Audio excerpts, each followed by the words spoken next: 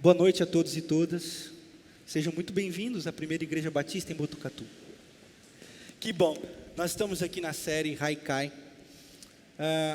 Série essa que nós vamos trazer reflexões para uma vida plena. Nós começamos na semana passada falando um pouquinho sobre Haikai. Para quem não estava, você pode assistir lá no YouTube, no Spotify, Deezer, todas as plataformas de podcast está disponível a mensagem e todas as demais.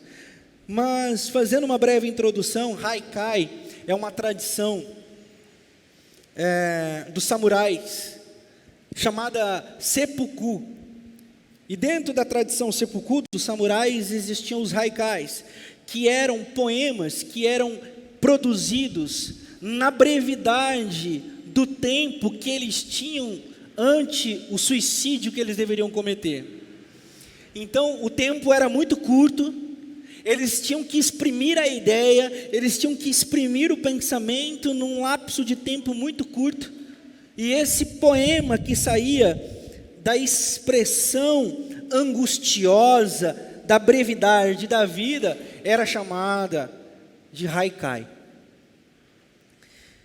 E esse tema falou muito ao meu coração, porque a nossa vida, na realidade, é uma vida muito rápida. Para os mais abençoados, 80, 90 anos, eles conseguem completar. O que é isso diante de milhões de anos? Então, a nossa vida ela é muito rápida. A nossa vida ela é muito passageira. Mas ela não precisa ser efêmera, ela não precisa ser sem graça, e não deve, porque o convite de Jesus é um convite a uma vida plena. Evangelho de João, capítulo 10, versículo 10, nós temos lá o texto muito conhecido no meio evangélico. Qual é? Porque o ladrão vem para roubar, matar e destruir, mas eu vim para que vocês tenham vida, e vida plena, ou vida abundante, algumas traduções vão dizer. E eu disse isso aqui domingo passado, o termo grego ali para vida plena ou vida abundante é vida eternal, ou seja, uma vida viva. E o que é uma vida viva? Na semana passada eu convidei a reflexão de aprendermos a olhar com os olhos de Deus, baseados em Gênesis. No capítulo 1, no versículo 31, nós vimos que Deus, depois de haver feito todas as coisas, Ele viu que tudo que Ele havia criado era muito bom. Ou seja, Deus abriu os olhos para ver as belezas que Ele havia criado. E nós, às vezes, queremos encontrar Deus fechando os nossos olhos para orar. E o convite é, abram os olhos para enxergar. Até tem dentro desse negócio de abrir o olho para orar e para fechar, Desmond Tutu. Desmond Tutu, ele é um arcebispo anglicano, foi o segundo negro a ganhar o Prêmio Nobel da Paz. Ele diz assim que os americanos chegaram na África e eles tinham o ouro. Os africanos tinham o ouro, né? E a terra. E os americanos tinham a Bíblia. E aí Desmond Tutu diz assim: nós fechamos, os americanos nos ensinaram a fechar os olhos para orar. E quando nós abrimos os olhos, nós estávamos com a Bíblia e os americanos com o ouro e com a terra. Então, ele quer dizer da manipulação que a religião faz, fazendo uma síntese aí com fechar os olhos. Mas hoje eu quero falar de uma perspectiva do Haikai, ou para continuarmos a pensar sobre Haikai, sobre essa brevidade da vida, o tema que me ocorre falar hoje é a maldição de ser feliz. A maldição de ser feliz. Eu começo com uma poesia de um grupo chamado Reverb Poesia. Ele é um grupo que produz poesia cantada, e uma das suas poesias começa exatamente assim: eu nasci com a maldição de ser feliz. Eu só queria ser normal, sorrir só quando dizerem X. Procurei uma cura para esse mal e descobri que loucura mesmo era ser normal.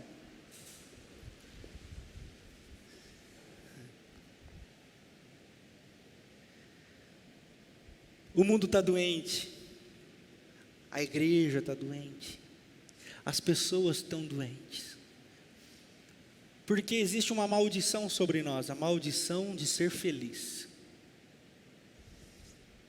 Mas a maldição não consiste no problema com a felicidade. A maldição de ser feliz é: nós estamos dizendo para você o que é ser feliz. Alguém disse para nós o que é felicidade, nós acreditamos. Alguém disse para nós: tenha isso e serás feliz. Conquiste aquilo e serás feliz. Faça, aconteça e serás feliz. Talvez a maldição mora nos pré-condicionamentos que nos são impostos todos os dias, do corpo ideal, do jeito ideal, da roupa ideal, do carro ideal, da casa ideal, do emprego ideal, do cargo na empresa que você trabalha ideal. A maldição de ser feliz é sucumbir a um desejo.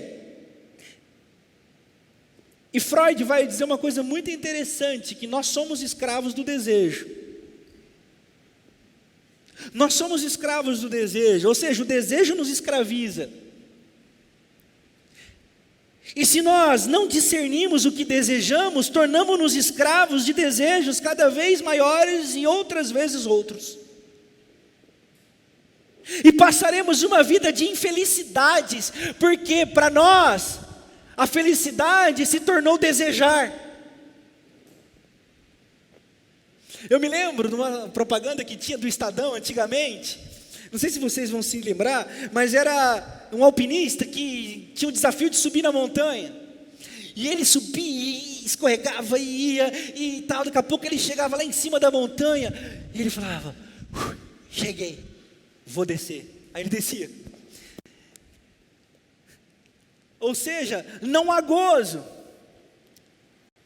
não há vida, há apenas o desejo. E quando nos tornamos escravos do desejo, tornamos-nos vulneráveis ao mal que em nós habita. Eu estou dizendo tudo isso porque Jesus já nos ensinou contra essas coisas. O problema é que nós, como igreja, muitas vezes damos ouvidos aos lobos, porque aquele texto lá que eu acabei de citar no começo de João 10:10, o inimigo vem para roubar e matar e destruir, não é do diabo que ele está falando. Sabe de quem que ele está falando? Dos falsos profetas. Dos falsos profetas. Profetas esses que calculavam a bênção com o ter as coisas. Essa era uma das perspectivas judaicas. Abençoado é aquele que tem, abençoado é aquele que prospera. Você já ouviu isso em algum lugar hoje? Abençoado é aquele que conquista. A bênção de Deus consiste em ter, possuir, conquistar, adquirir, acumular, exaltar, ser exaltado. Daí surge talvez a perspectiva da teologia da prosperidade, o que não tem nada a ver com o evangelho de Jesus, porque quando Jesus diz cuidado com os lobos, ele está nos advertindo para a gente ter muito cuidado com os falsos ensinamentos que vão alimentar os nossos desejos, vão saciar o nosso ego, mas não vão nos colocar onde deveríamos de fato estar, que é aos pés da cruz de Jesus de Nazaré. Então, diante dessa realidade, Jesus ensina, os discípulos escrevem os seus ensinamentos. Eu convido você a abrir comigo no Sermão da Montanha, no Evangelho de Mateus, capítulo 6. Evangelho de Mateus, capítulo 6, Sermão da Montanha. Jesus está com os discípulos, Jesus está com os 12 perto de si com a multidão ao fundo, uma multidão de maltrapilhos, uma multidão de moribundos, uma multidão de abusados, uma multidão de prostitutas, uma multidão de ladrões, uma multidão de gente sem moral, uma multidão de gente sem valor, esperando os discípulos e os seguidores de Jesus que estavam a ouvi-lo. Esse é o quadro do Sermão do Monte. E diante do Sermão do Monte, Jesus diz assim, no versículo 25, capítulo 6, versículo 25. Portanto, eu lhes digo, a gente já tem que parar por aqui, porque portanto, significa que ele está fazendo uma conclusão de pensamento. Conclusão de pensamento a respeito do quê? Do ensino dos versículos anteriores. E nos versículos anteriores ele vai dizer assim, ó, não acumulem tesouros. Vocês estão me ouvindo bem? Vocês estão me ouvindo bem? Não acumulem tesouros.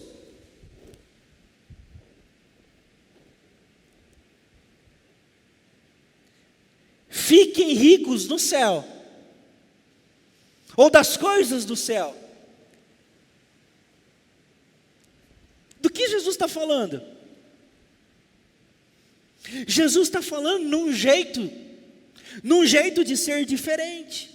Jesus está falando de uma nova maneira que nós deveríamos ter para ler a nossa vida.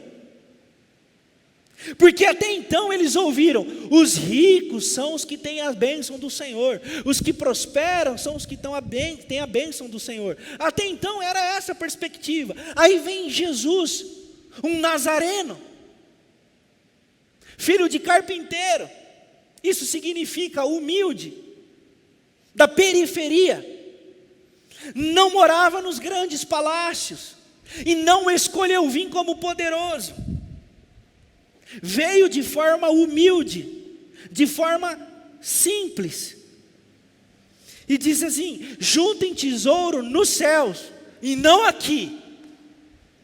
Ele já começa a inverter uma lógica, e aí então por isso que ele diz, portanto, eu lhes digo, não se preocupem quanto à sua própria vida, quanto ao que comer ou beber, nem com o seu próprio corpo, quanto ao que vestir.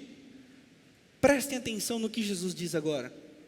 Não é a vida mais importante que a comida, e o corpo mais importante do que a roupa? Aí lá no 33 tem um versículo muito conhecido. Busquem, pois, em primeiro lugar o reino de Deus e a sua justiça, e todas essas coisas serão acrescentadas. Portanto, não se preocupem com o amanhã, pois o amanhã trará as suas próprias preocupações. Basta cada dia o seu próprio mal. Amém. Que o Senhor possa continuar falando conosco, através da sua sagrada palavra. Por isso que eu acho que foi colocada sobre nós uma maldição de felicidade. Por que maldição? Porque é como nós lemos lá em Isaías 53, que ele levou sobre si a nossa maldição. Eu acho que era essa maldição que o profeta estava falando. A maldição de uma vida feliz é ter as coisas. A maldição de uma vida feliz é o mundo quem diz o que é.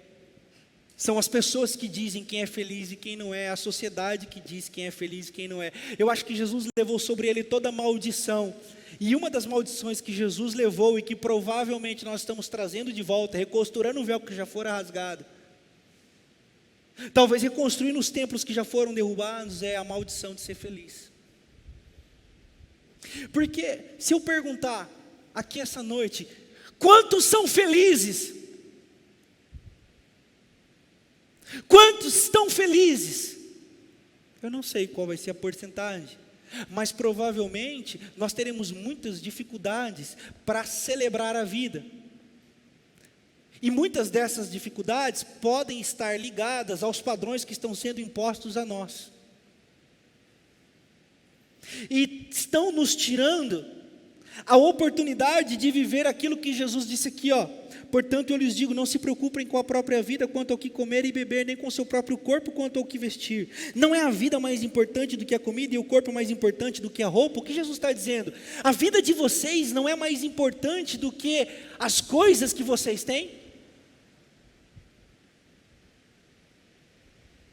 Esse é o contexto que Jesus está dizendo aqui. Se vocês querem viver uma vida plena, aprendam a desfrutar dessa vida. Eu disse na semana passada que a vida mesmo é um presente de Deus para nós.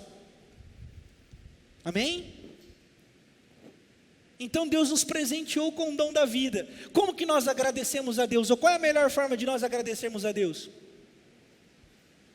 Fazendo orações. Obrigado, Senhor, pela minha vida.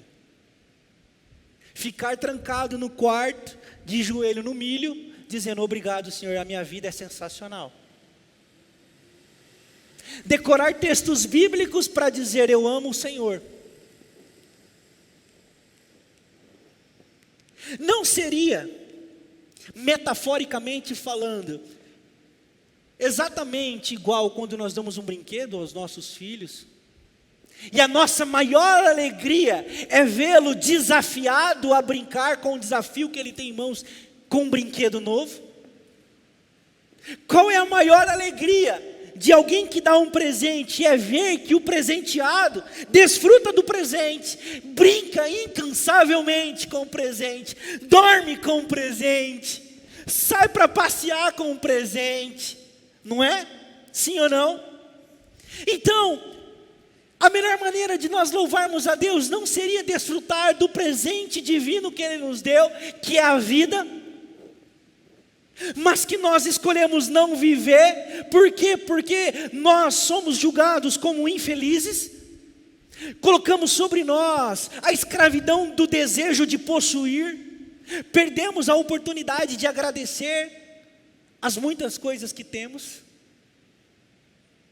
Guimarães Rosa, um poeta que eu gosto muito, ele diz uma coisa muito interessante. Ele diz assim, que a felicidade, ela é senão raros momentos de distração. A felicidade não acontece no planejamento. A felicidade, ela é o momento de distração, porque no momento de distração nós estamos absortos em quem nós mesmos somos, distraídos de nós mesmos, nós nos pegamos felizes. Mas aí quando pensamos, nós dizemos, não posso ser feliz porque está acontecendo isso, não posso estar feliz porque... E nós perdemos a alegria de se lançar naquele momento e naquele minuto de felicidade.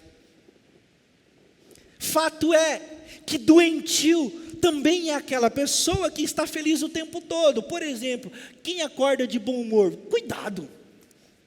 Não é possível alguém acordar 5 horas da manhã de bom humor cantando. Não dá. Não dá. Acordar 5 horas da manhã, cara, eu assim... Óbvio que eu estou fazendo uma brincadeira aqui, né? Só uma brincadeira, mas fazendo uma brincadeira para ilustrar que quem está feliz o tempo todo está doente. Quem está feliz o tempo todo está doente. Porque a vida não é feita de eterna felicidade.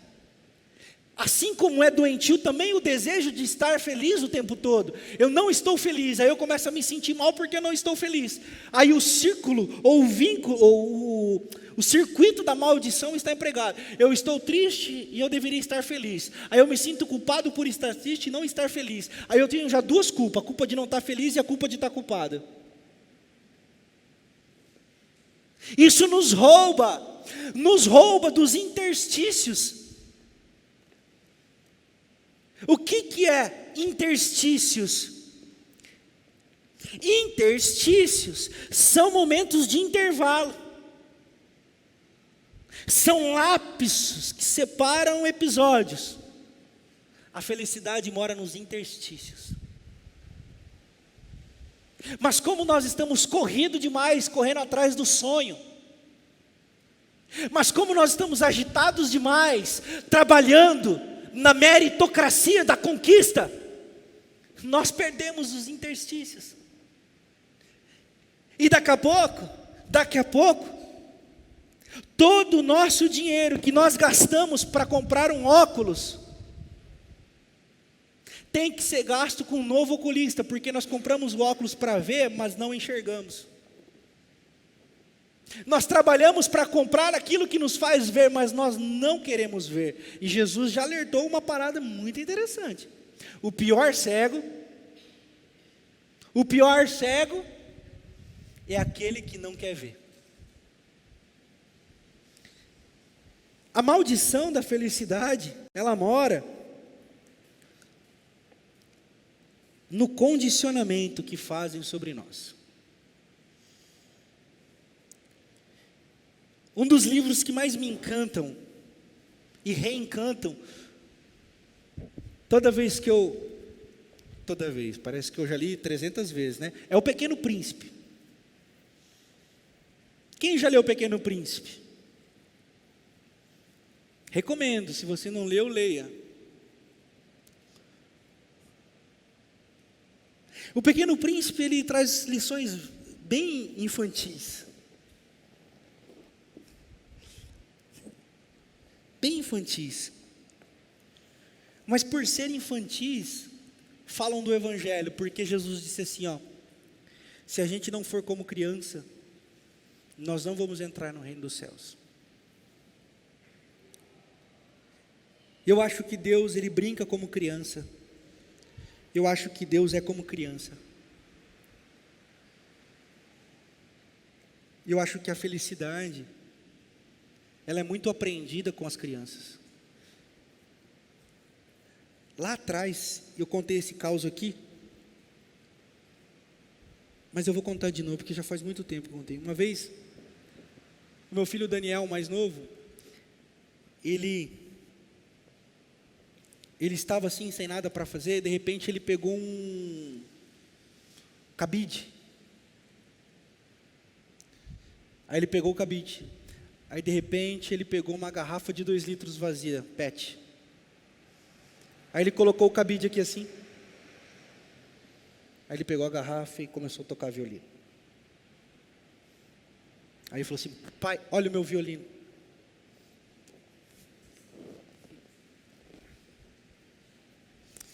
Nós estamos muito corridos para perder tempo com umas bobagens dessa, não é mesmo?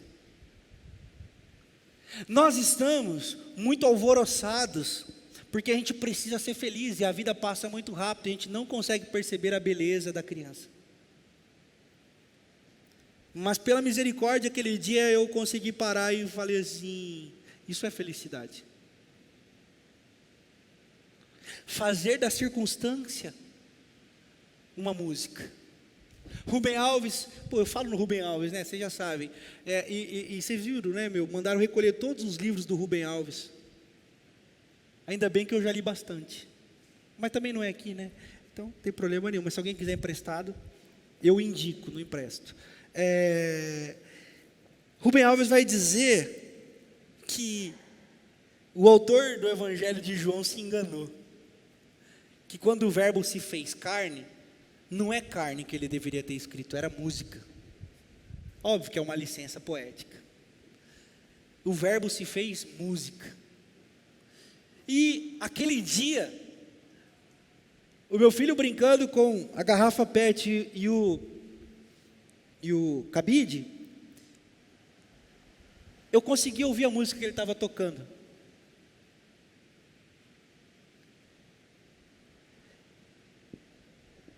Talvez seja esse o caminho para nós quebrarmos a maldição da felicidade, a maldição de ser feliz. Encontrarmos Deus na simplicidade que as crianças nos ensinam. E é por isso que o Pequeno Príncipe fala muito conosco.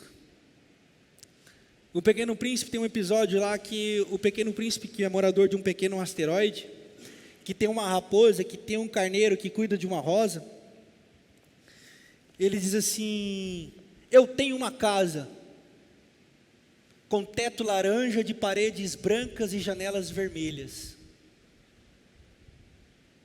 No teto os passarinhos cantam. Mas como ele estava dizendo isso a um adulto, O adulto não se importou, porque os adultos não se importam com a beleza.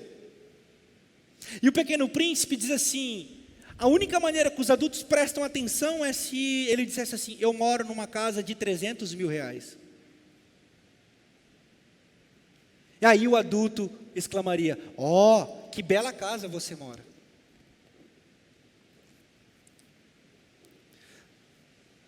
Eu acho que nós estamos adultos demais. É por isso que nós não vemos o reino. É por isso que nós não desfrutamos do reino. E é por isso que nós somos pegos pela armadilha do desejo, pela armadilha da maldição da felicidade.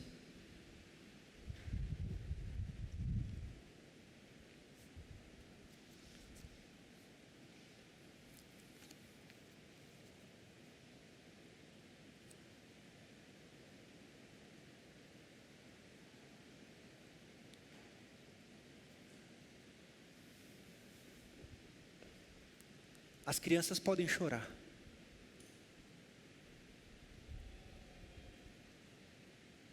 Os adultos não podem chorar. As crianças podem dizer onde está doendo. Os adultos têm que ser fortes.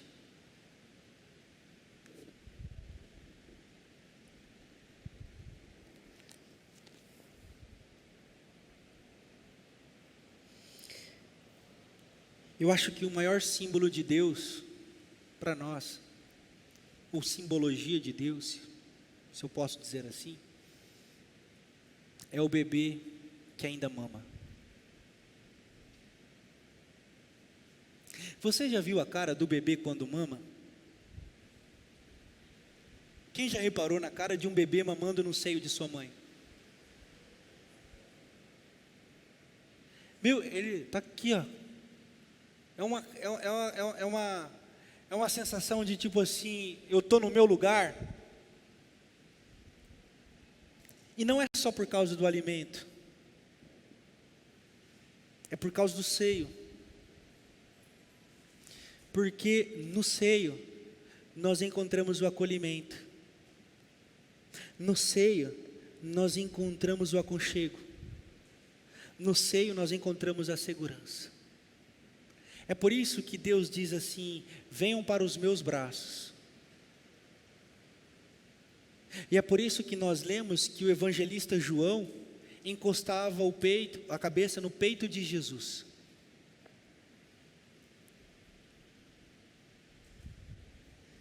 Eu acho que uma das coisas que a maldição de ser feliz faz com a gente é querer parecer forte o tempo todo, ou ser forte o tempo todo.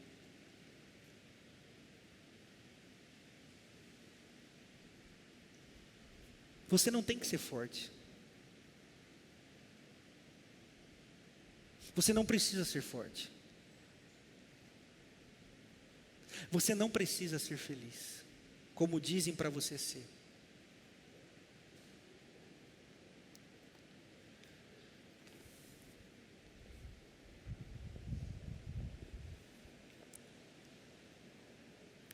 Eu gostaria de convidar você essa noite a quebrar na sua vida essa maldição.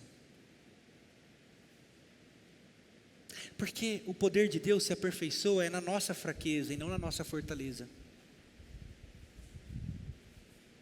Porque Deus escolheu os que não são para fazer ser, e desprezou os que são, porque os que são não precisam dele, porque já são.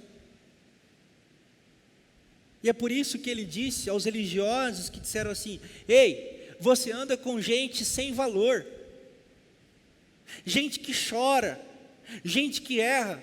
E aí Jesus disse assim: porque os bons não precisam de médico, quem precisam de médico são os doentes. É por isso que nós estamos hoje na mesa. Sabe por quê? Porque no Evangelho ninguém fica fora da mesa que Jesus coloca. Ninguém fica fora do convite que diz: vinde a mim vocês que estão sobrecarregados e cansados, e eu aliviarei o fardo de vocês.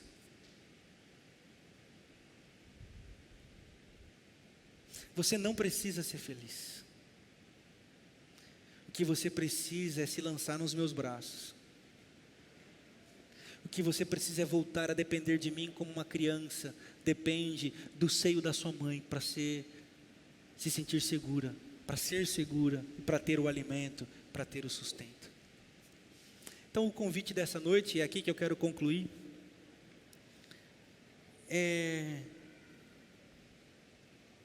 não se preocupe, está tudo bem.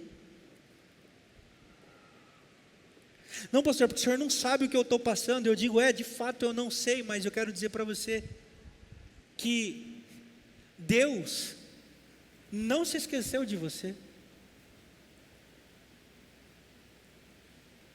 Mas pastor, eu não estou sendo feliz. Mas quem disse para você que felicidade é o que você acha que é?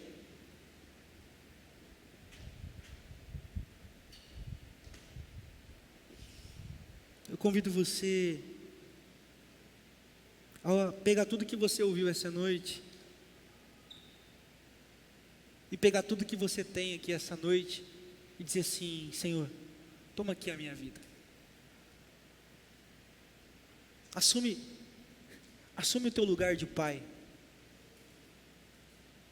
Porque às vezes nós estamos como filho, longe, dizendo assim: não, eu sei o que é bom para mim. Daqui, Senhor, porque eu sei o que é bom para mim. E Deus diz assim: pode ir. Mas talvez essa noite a noite diz assim: eu quero voltar. E Deus diz: pode vir. Pode vir. Mas eu errei, Senhor, eu errei. E aí Deus diz: não tem problema, pode vir. Eu convido você a cantar essa canção. Vai amanhecer. O novo dia vai chegar. O sol vai raiar. Creia, porque vai amanhecer. Coloquemo-nos de pé. Cantemos essa canção em oração. E depois nós vamos juntos à mesa de Jesus. Simbolicamente se encontrar com Ele. Simbolicamente trazemos à memória aquilo que nos dá esperança.